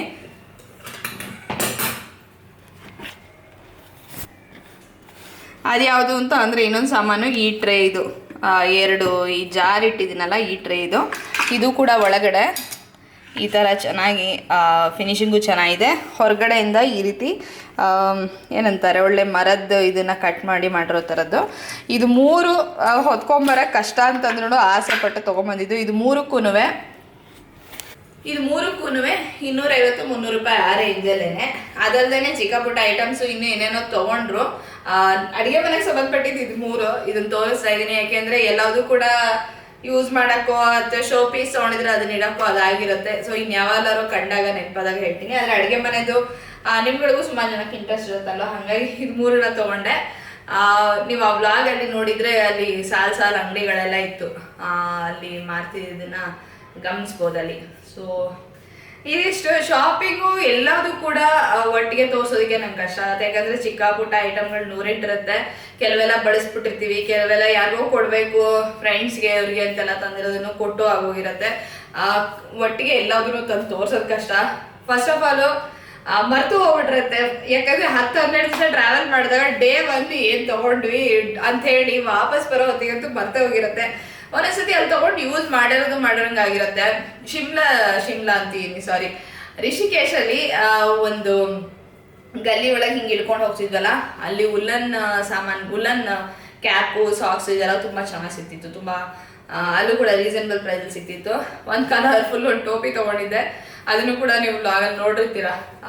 ಇದು ಬ್ಲ್ಯಾಕು ಮತ್ತು ರೆಡ್ಡು ಗ್ರೀನ್ ಎಲ್ಲ ಮಿಕ್ಸ್ ಇತ್ತು. 200 ರೂಪಾಯಿ 250 ರೂಪಾಯಿಗೆ ಕೈಯಲ್ಲಿ ಮಾಡಿದ್ದು ಉಲ್ಲನ್ ಟೋಪಿಗಳು ಸಿಗ್ತಿತ್ತು, ತುಂಬ ಚೆನ್ನಾಗಿತ್ತು. ಜಾಸ್ತಿ ತೊಗೊಂಬರಕ್ಕೆ ಆಗೋದಿಲ್ಲ ಅಂಥೇಳಿ 1-2 ಒಂಥರ ಆಸೆಗೆ ತೊಗೊಂಬರೋದು. ಸೊ ಇವಾಗ ವ್ಲಾಗ್ನ ಮುಗಿಸೋ